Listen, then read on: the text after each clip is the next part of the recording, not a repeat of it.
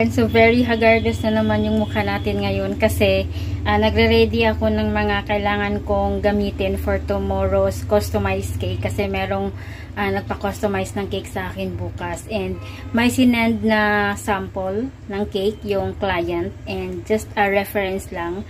And medyo madaming details yung cake na sinend niya. I mean to say may mga, alam mo yun, may mga donut, chocolate, ganon. So ginawa ko na yung, ano ba yun, ginawa ko na yung parang donut ngayon and pakita ko sa inyo guys. So dahil nga may pa-donut yung sinend niyang cake, gumawa na ako ng donut and then meron siyang sobra of course. So ginawa ko siyang shako, yun, diba? Excited! May pang snack tayo mamaya, bes! So yun, excited ako para bukas kasi maganda yung sinend niya and hopefully magawa natin ng maayos yung order niya tomorrow. And ito na yung melted chocolate ko. And then so far ginagawa ko na siya guys. So, lalagyan ko lang siya ng sprinkle. Diba homemade na homemade yung ating donut.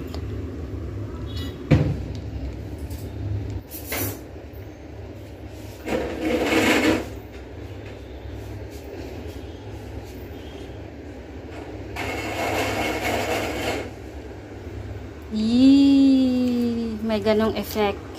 And then, ito din yung mga ginawa ko, mga chocolate bar. Ayan. So, meron pa akong papalamigin. Ito. Kasi nga, madaming details. Yeah. I will update you tomorrow, guys. Okay. So, ito, gumawa ako ng different colors of fondant kasi may customer na tumawag kagabi. Nag-order din siya ng cake. And then, yung theme cake na gusto niya is rainbow. Ayan. So, naisipan kong i-fondant ko na lang yung rainbow na topper. Kasi, meron naman akong fondant. So far, kasya naman siya. So, madali lang siyang gawin.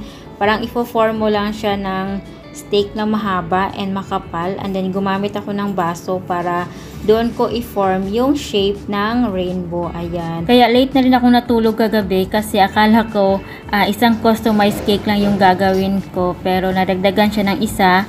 Kaya ginawa ko na din yung bread nung rainbow cake natin kagabi. Para sa umaga, itong rainbow fondant topper na lang yung gagawin ko and yung iba pang mga kailangan sa isang cake. So, malapit nang matapos tong ating rainbow. And then, after pala nito, kailangan natin silang pagdikitin para hindi sila maghiwa-hiwalay. So, gumamit ako dito ng glaze. Ito yung ginamit kong pandikit kasi wala ako nung edible na glue. First time ko ulit na gawin to guys, kaya pagpasensyahan nyo na kung medyo hindi pantay-pantay yung mga pagkakagawa ko. And then, wala kasi ako masyadong experience sa fondant guys kasi hindi ako mahilig sa fondant. And aside from that, wala akong kompletong gamit sa fondant. So, ito tapos na and ikakat natin yung exist. And then, start na tayong mag-icing ng ating cake.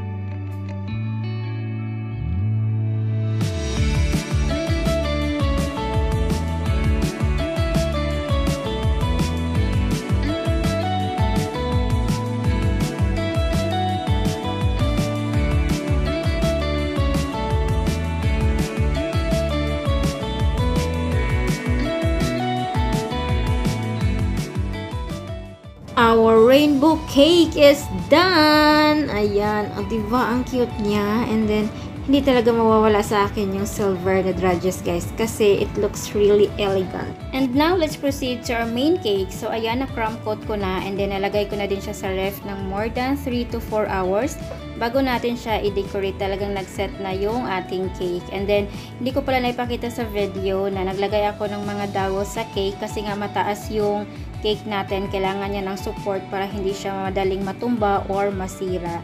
So yeah, that's all and enjoy the video!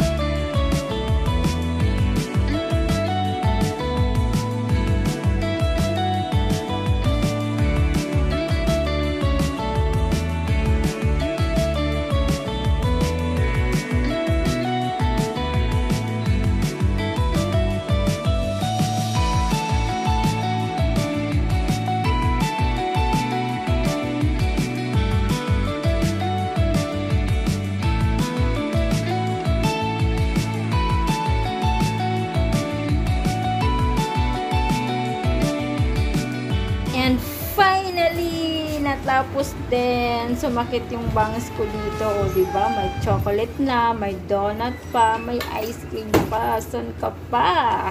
Sa wakas! Tapos na ako, guys! Pwede na akong maligo! Be, sumakit yung ulo ko sa cake.